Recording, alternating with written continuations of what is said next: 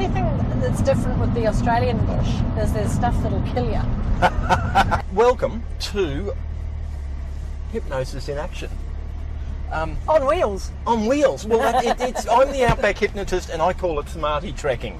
Okay? That's awesome. And I don't know who gave me that name, but I thought it was just so cool. Go this way? Yeah, okay. yeah. Cool. And I sort of it's like the Star Trekking song from the 80s. Do you remember? Star That's Trekking across the universe. Yeah, absolutely. And so that's why it's been named that. Brilliant. Okay, I have with me today Lauren Clemett. Lauren is an author, award winner of many different types of awards. Yes. And just a general, well, actually, to tell you the truth, this is one of those cases where I'm just a little bit intimidated. I heard Lauren speak not so long ago, and she is just so good at it. Now, which way am I going? Am I going that way? I reckon, well, yeah, we'll go that way. That's the easiest way. Go for a wander. Go for a wander. Let's see if I can do this without us getting run over. This is one of those roundabouts where there's that's so it, much traffic. You don't attempt it very lightly. You take all sorts of caution. I'm wondering, will they be able to use the video footage to do me for dangerous driving or something At like some that? stage, yes. That may be a possibility. Yes, Your Honour, I was driving with 6 cameras going on at the same time. But I'm not actually looking at any of them, No. and I'm not doing anything different than what I would And we're normally hands-free. do. We're hands-free. That's it. Yeah. We're hands-free, and I've got the person in the car. Yeah. It's so much worse if you were talking on a phone. On a phone, then you'd be in real trouble. Yeah. Okay, so let me tell you what Hypnosis in Action is about. Yes, awesome. I believe that we are all hypnotising ourselves every day. And okay. I think that most of us are doing it the wrong way. So I get people that I think are pretty impressive to come for a drive with me, and I listen to them, and I listen for the ways that you are doing it right. Hypnotising myself The and right doing it way. right. Yeah. So you think by that, I'm just wanting to double check this, of course. Otherwise, my brain will go off on a completely different tangent, given that I've got dyslexia and ADHD, which is really petty mix. Is that why you talk so fast? I talk fast.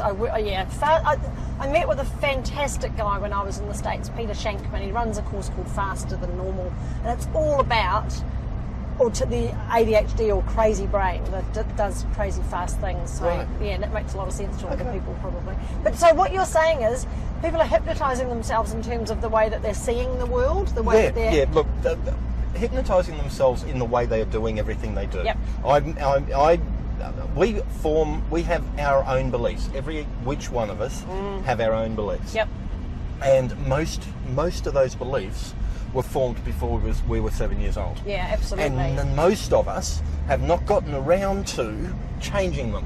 No. So and not even realising that you can change them. That's exactly right. Yeah, you have a choice. Yeah, and that's what it's all about, basically. Yeah, awesome. Knowing that you can change the way you're going about doing whatever it is you're doing by changing those beliefs that you've been holding on to forever. Yeah, absolutely. Cool. And that number one, I'm going to put, because I go looking for 3 different ways, and there's number one. Because in this car, to this point, you're the first person that's actually come back at me with a question immediately. Okay? So and I've seen this in you many times, that you really are interested in the person that's sitting beside you. Well, you want to understand. That's the whole point, isn't it? Is you can, and I don't know if it's age. We were talking about you and your glasses just now. I think maybe it is a little bit of age and getting used to it. But if you don't ask the questions, you make assumptions. Right. And you can get yourself into real trouble. Is it? An assumption makes an ass of you and me, isn't it? Isn't it the old saying? That's the old saying.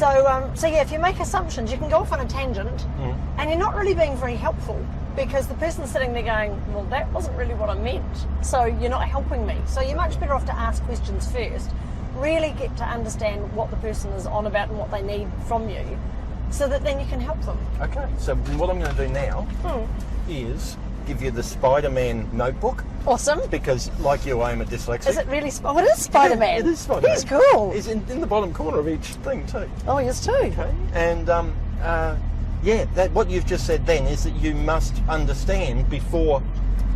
You must understand. Absolutely. Yeah. You've got, and in fact, I always talk about knowing yourself, and it comes with personal branding that I do. This is so vital. But they talked about it years ago. Socrates, it's carved on the temple of Adelphi. Know thyself. Yeah, figure out yourself before you try to understand the world. Okay, write that down. Figure out yourself before you try and understand the world. Okay, that's number one. Okay. I'm dyslexic and you won't be able to understand that's this. fine. The world, done. Okay, so now tell us your story.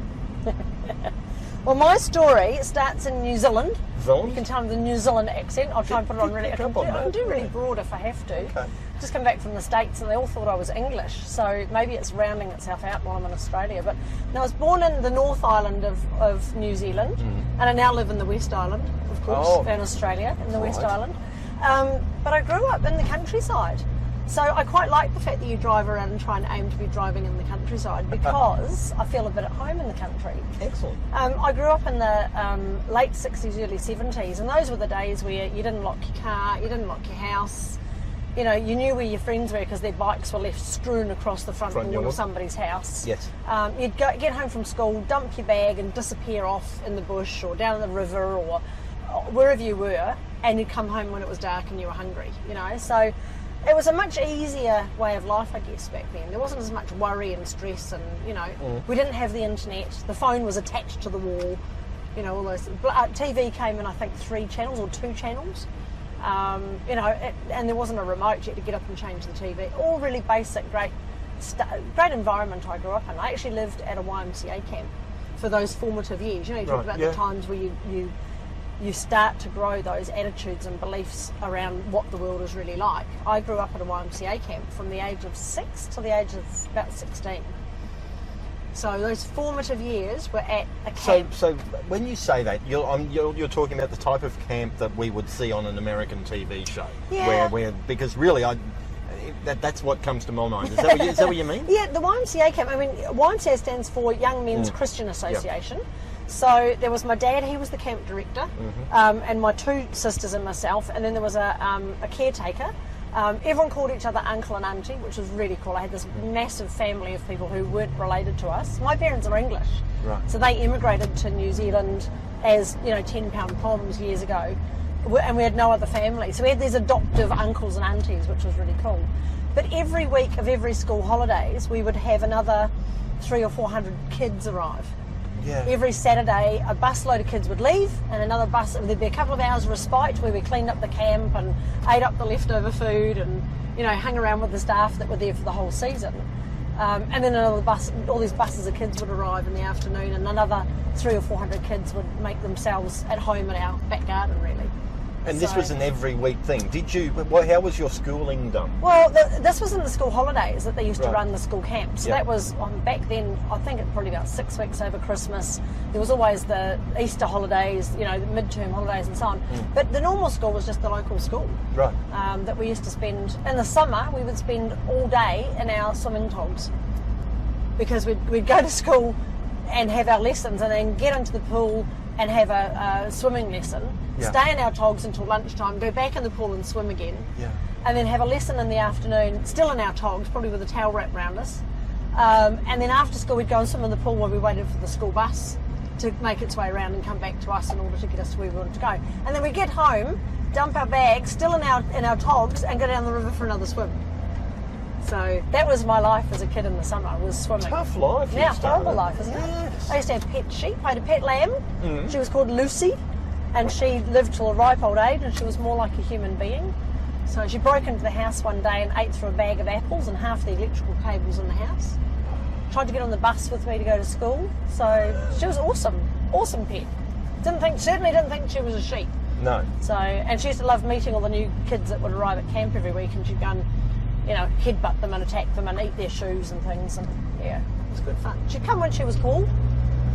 Okay, so you didn't have the traditional normal growing up that the rest of us had? Not really. It was a very, very, what would you call it, free and easy sort of lifestyle, so, very independent.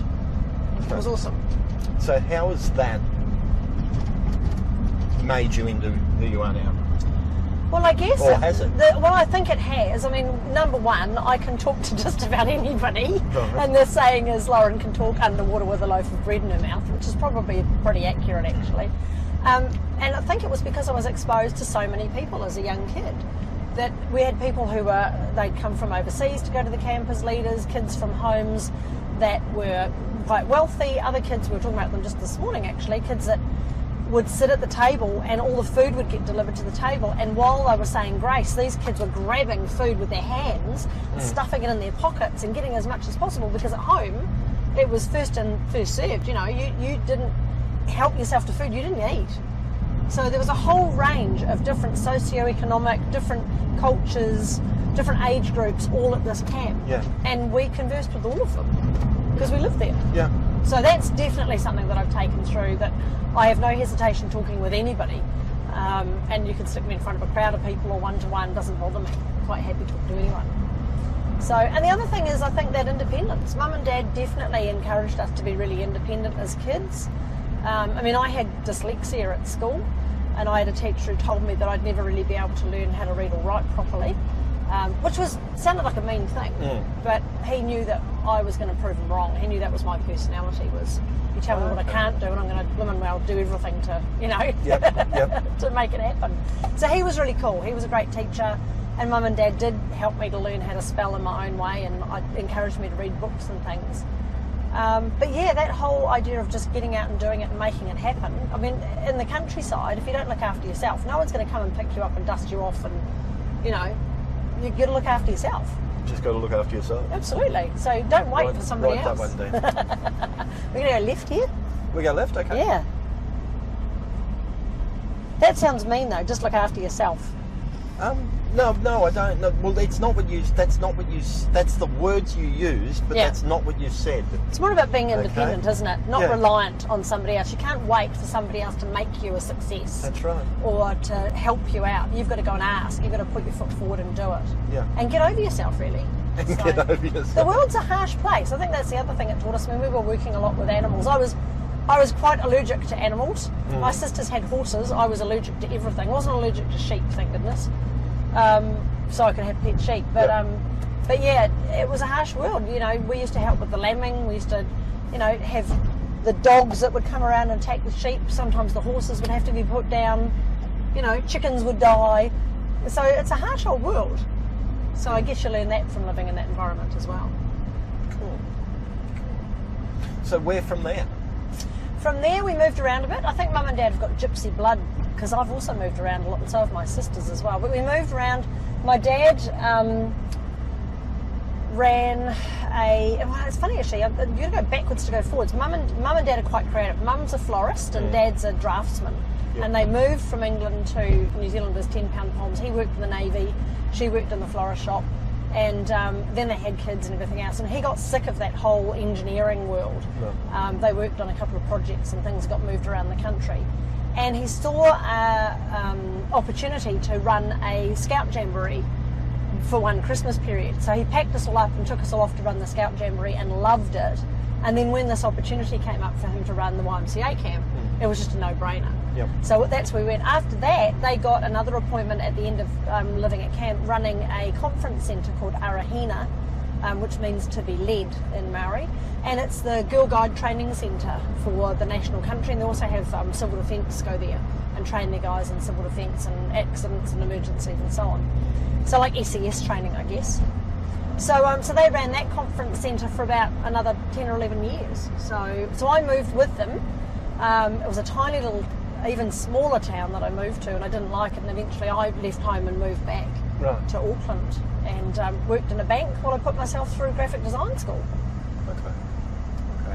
Okay, so that's where you started your career as such, as a graphic designer? Yep, absolutely. So it was funny, I did a short course in graphic design, got my diploma, and at the end of it, every time they were doing it, they did an exhibition. So people from the local agencies and people who might want to look for graphic designers to employ could come and look at what we've been doing. Yep. We had a competition at the time as to how many spelling errors there were in the exhibition. Oh, okay. Because all these creatives like me were completely dyslexic, so it was quite funny. Really creative work, but couldn't spell for peanuts. So So yeah, so I was offered a job, and I was offered 2 jobs. One was working as a repro camera operator, which is before... As a what camera? Repro camera operator. So it's before the days of computers. So if you wanted to take an ad or an image and duplicate it, you had to use a camera to do that. Okay. So I could have done that, or I could have worked in something new, which was called Colour Tech. And that was all about creating absolutely to the colour mock-ups of packaging and branding and all sorts of things, so that it could be used in photo shoots and so on before the actual product existed. Yeah. So things like packets of biscuits and all sorts of stuff that we would mock up to the right colour specification for ad campaigns while they were still being made. So I went for that job because I thought it was quite interesting. And it was interesting how fate works, isn't it? That really got me interested in branding and colours and how to, make things look right and authenticity and so on. And they sent me to London to train, which they didn't tell me about in the job interview. They didn't tell me I was going to get sent to London to train after I got the job, so that was pretty cool. Wow. How long were you in London? I was in London for about a week, but my family are all over there. So I said to them, look, I'll go, I'll do the training for you as long as you fly me back a week later so I can spend some time with my family. And I got to meet all my uncles and cousins and nephews, and it was really cool. Pretty cool. But I loved the travel, loved going over there, learned a hell of a lot about this colour technology, and came back and I was like the leading person in the whole of New Zealand around this technology. So that was pretty awesome.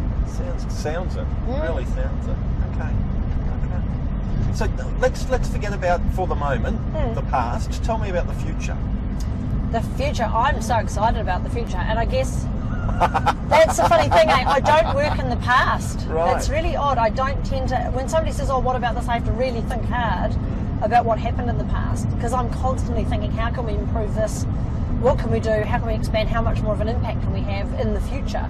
How can we scale this?" Yeah. So the future is really exciting. I'm working with some amazing people, and when you find the right people that just fits and it flows, and you don't even have to work hard at it. Yeah. So working with those sorts of people is amazing.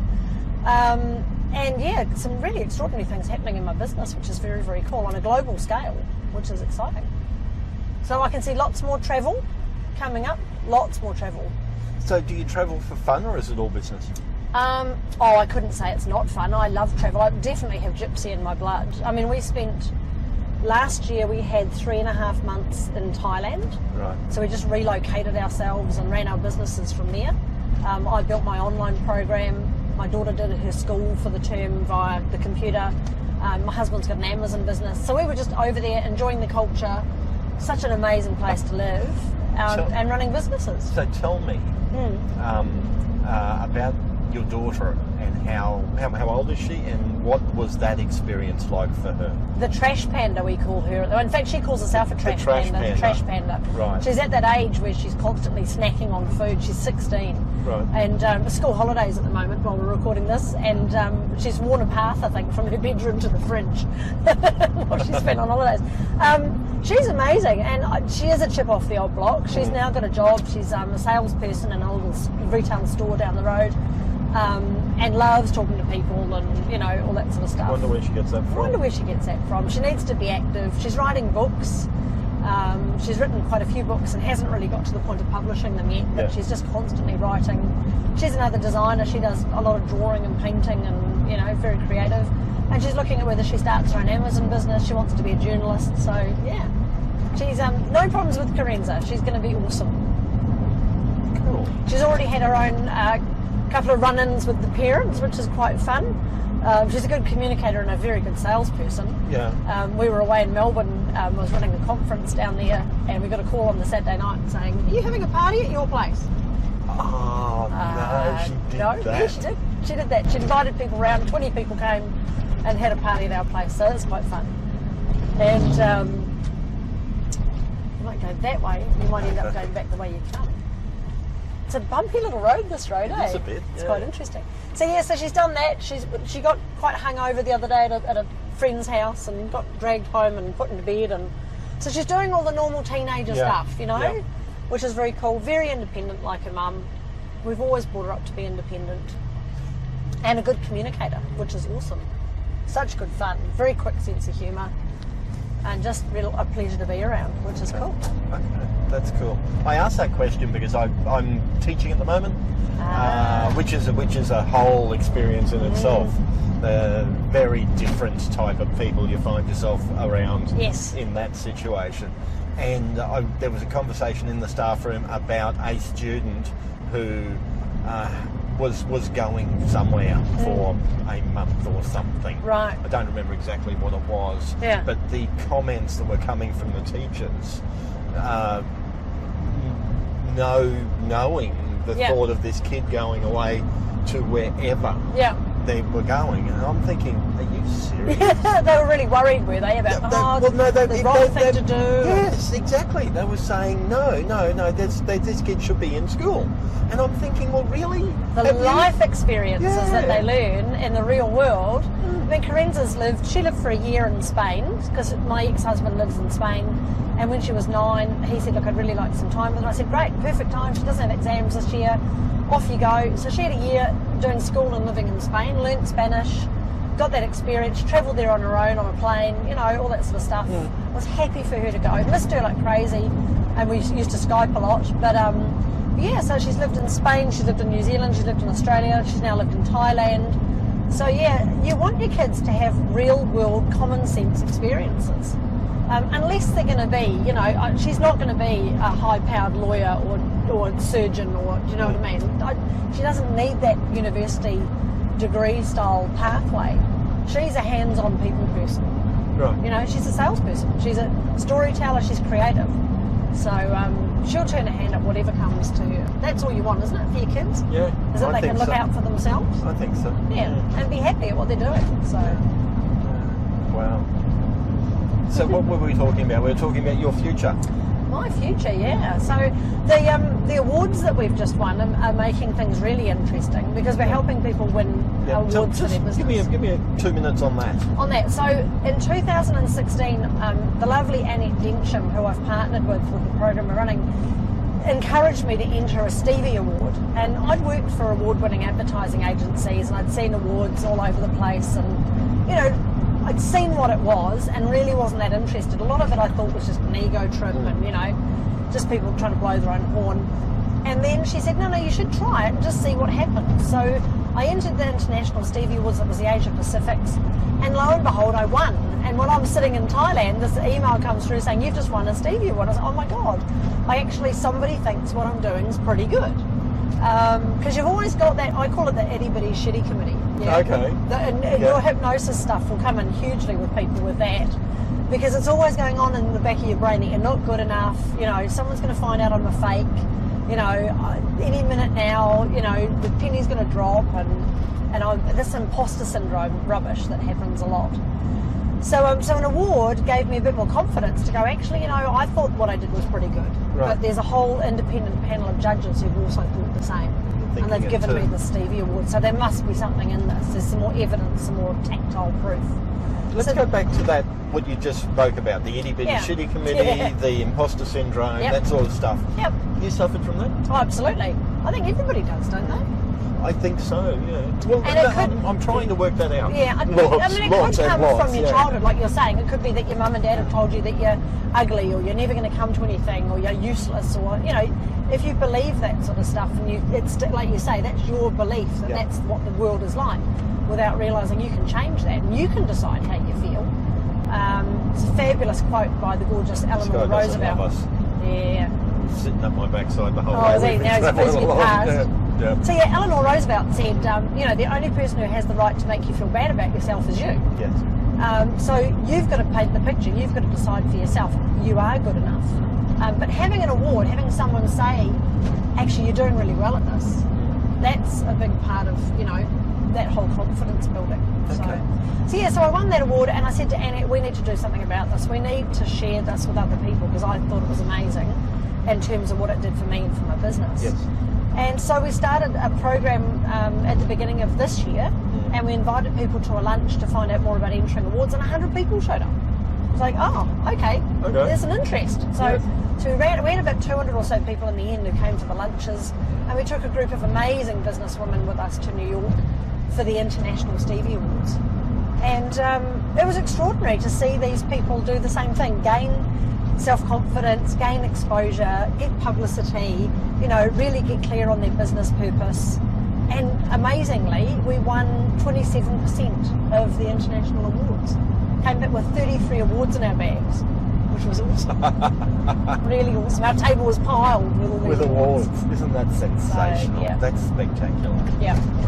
Okay, Kim, so keep going, keep talking, keep enlightening Well, you were me. asking me how that defines my future. Yeah. So now that we've entered a global stage and we've started to talk to people about winning awards internationally, we've got the Stevie Awards, there's the Telstra Awards, there's the Optus Awards, Annette and I talking about whether we start up our own awards. There's all sorts of amazing things that's going to happen with that.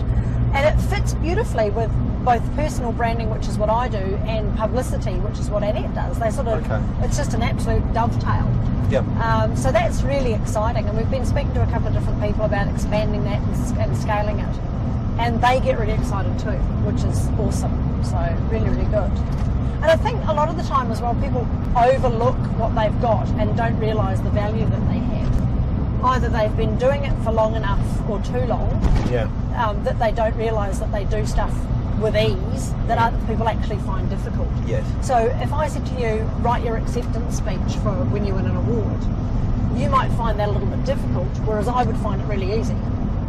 I could write you a 30-second acceptance speech that you could roll off the top of your head, like without notes, deliver it perfectly, use your 15 seconds or 30 seconds of fame, get your point across, mention your brand, get yourself on video, get yourself into the media, you know, have a really core point of action and a really great core message.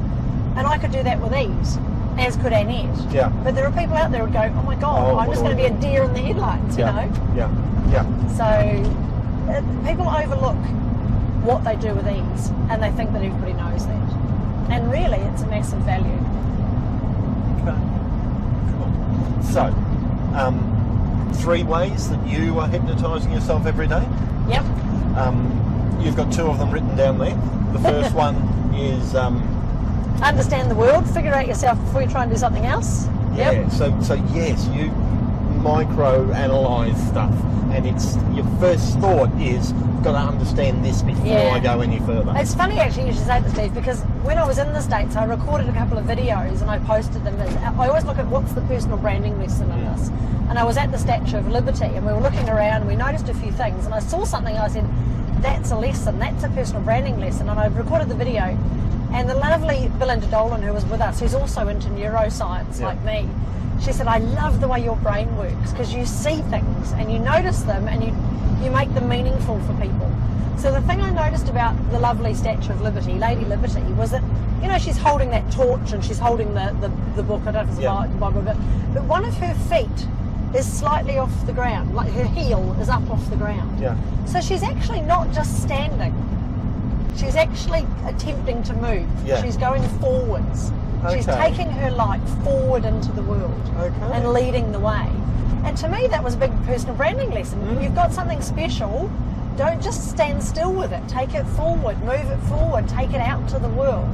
So yeah, so I recorded that. But you're right, I do try to look at things and really understand what's the meaning behind it. And I do the same when I create people's brands. You've got to have a meaningful brand. Otherwise, it's just a brand. You can't tell a story about it. Yep. So, yeah, absolutely. Number two was look after yourself. And by that, you know, we're not meaning just. Yeah, I'm a right Jack, pull up the ladder. That's not it. It means take ownership. Absolutely. I guess the right word, and that's down deep inside as well. Yeah. Number 3 isn't written down, but you've very clearly made mention of the fabulous people that are around you at the moment. Yes. And that is becoming a recurring theme in this Smartie track. So surround yourself with awesome people. Yes. And, now, I've got to add to that though, there's a caveat to that, because I have surrounded myself with some bloody awful people as well. Well, it's a learning though, isn't it? Yeah, it's a learning. The awesome is right, and you're right. A lot of us, and that's the negative side, surround ourselves with awful people. Yeah, and I think you've got to get that BS detector, that radar up. Yeah. And you've got to, I think it comes back to that first one, is really knowing yourself. If you know yourself, you'll be able to instantly connect and engage with the right people, because you'll just know instantly if this is my type of people. And they're not the people who hold you back, they're not the people that judge you, they're not the people who talk behind your back or question you.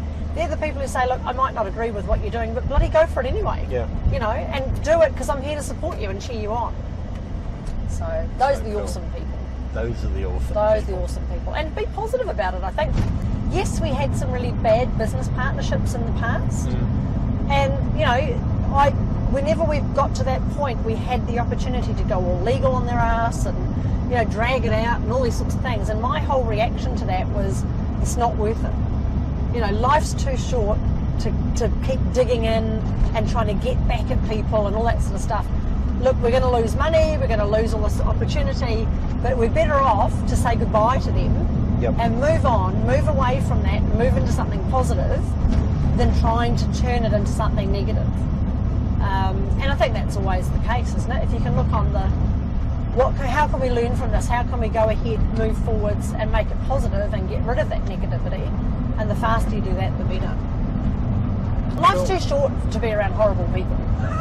You know, it really is. It really is. Oh, that's so cool. There's a book I once read, I've got it at home, called The No Arsehole Rule. And Right. it is, you've just got to do that in life, you know, No arsehole just rule. delete those people, you know, so, yeah. So did you head us back in the right direction? Or are No, we I just... don't know where we are No, now. I've gone lost. I think we need to do a complete 180 and go back the other way. We might have to. So, what I do ask Yes. is, as I say, I'm looking for impressive people. Yeah, cool.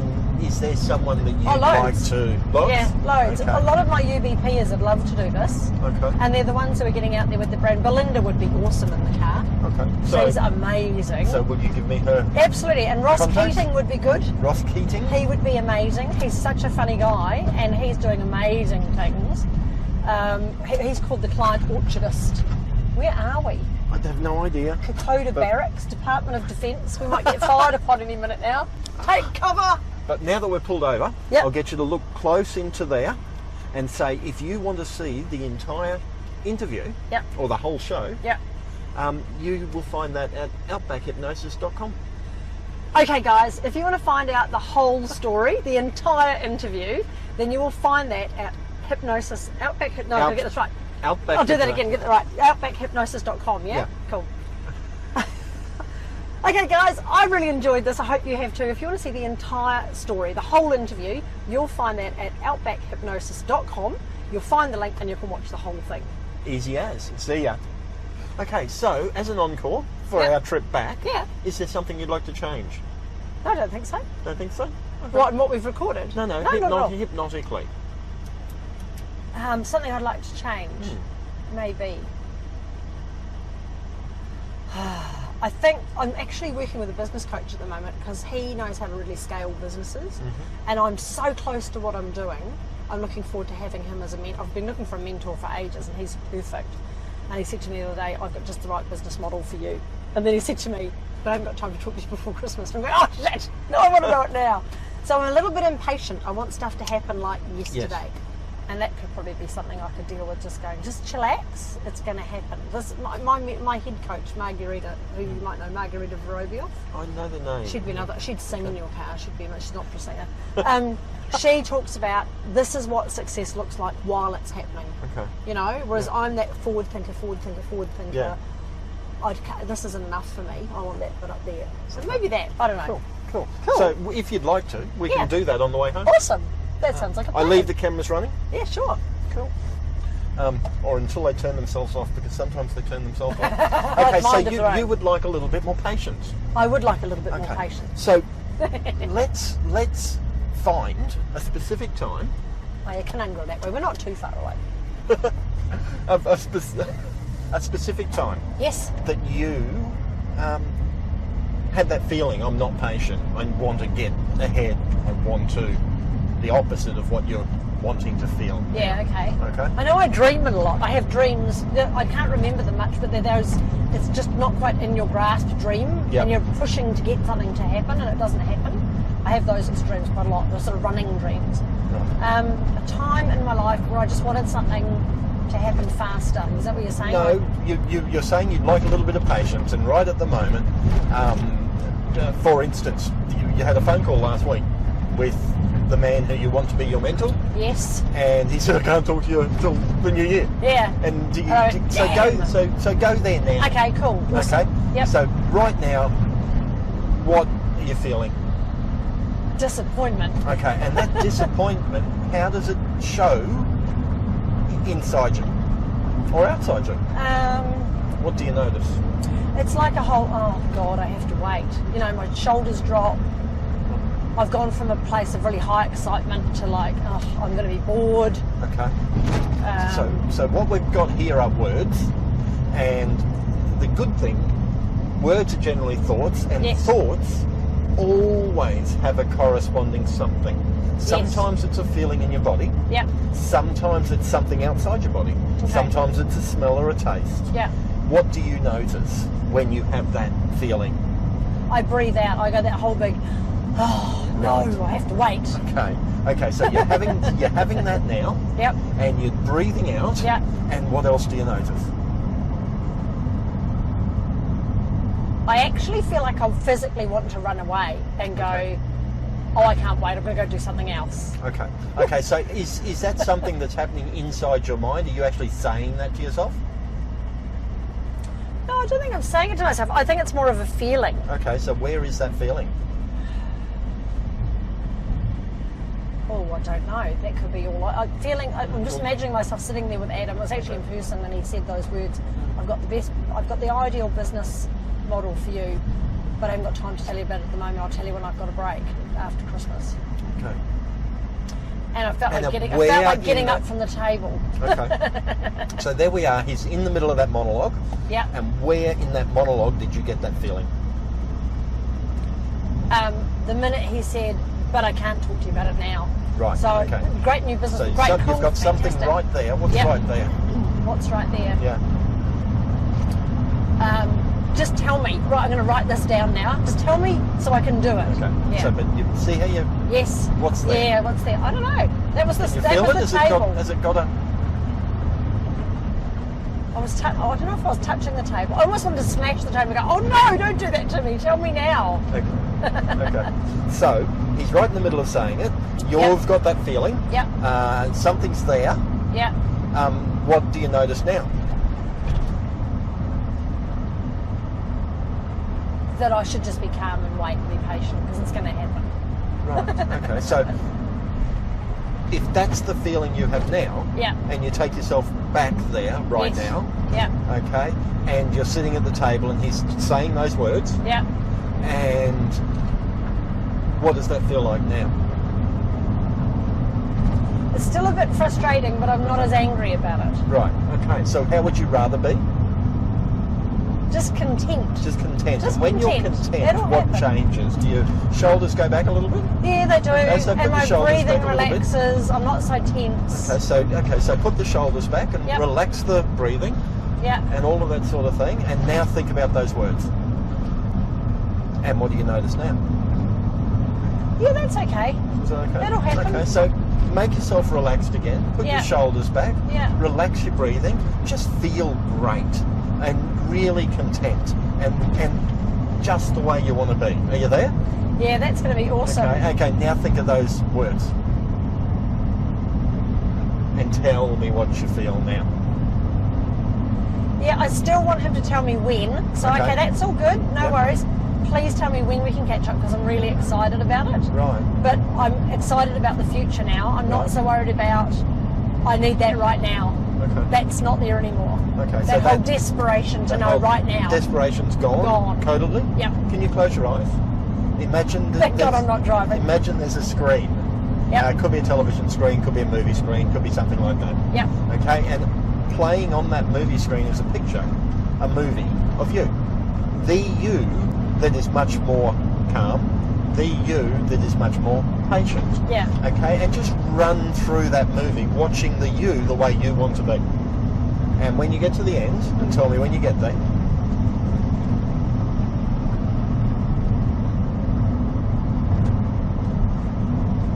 Yeah, I'm good. now rewind it back and run it through again.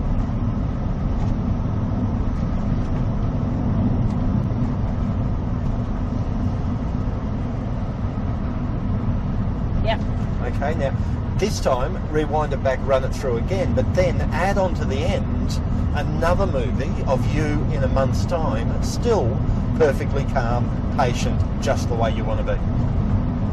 And go through the both of them. And when you've done that, rewind it back and run it through it again.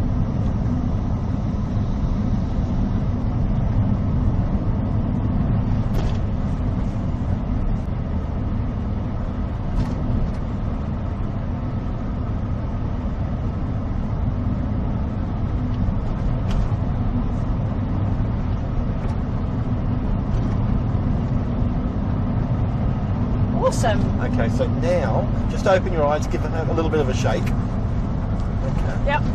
Close your eyes and run it through one more time.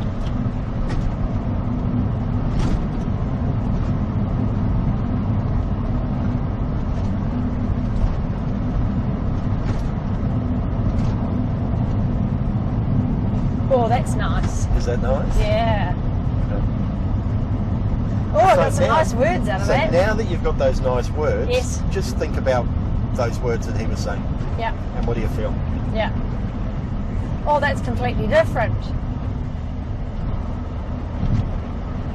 Oh, that's really cool. I like that. Who are they? Well, I'm now more excited about someone's here to help me rather than just tell me now I need to get it done. That's really cool. It's not bad, eh? That's really cool. And I've got the, instead of I can't wait, I've got the, this is going to be really good. I need to be patient because it's going to be even better. That's so cool. Great. Thank you. Awesome. You are very welcome. Very welcome. Brilliant. Okay. So now we can turn the cameras off and we can enjoy our drive Yeah. through the country. We know where we are now, don't we? We're I going think back along so, Portsmouth, yeah. don't we? I think I've got an idea. It's a beautiful area, It is, isn't it? It's lovely. I should have that camera running forward, but On is this sort of life. road, it's gorgeous. So the only thing that's different with the Australian bush is there's stuff that'll kill you. And that's the only reason why. I mean, I haven't got the time anyway. I love having an apartment. Yeah. There's no lawns to mow. Somebody else cleans the garden. Someone else cleans the pool. You know, you just shut the doors and go away. Yep. I really love that. But I do like, I've got a few friends who've got like properties like this, and it is nice to go out there. But I don't think I could own a lifestyle property here. I'd be too scared of all the creepy crawlies. All the snakes That's and such a spiders and Kiwi stuff. thing to It say. is.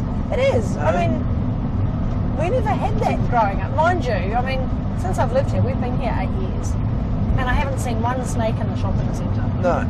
You know, and you don't get huntsman spiders crawling around all over the place. What did I see not so long ago? I was in Toowoomba, Yeah.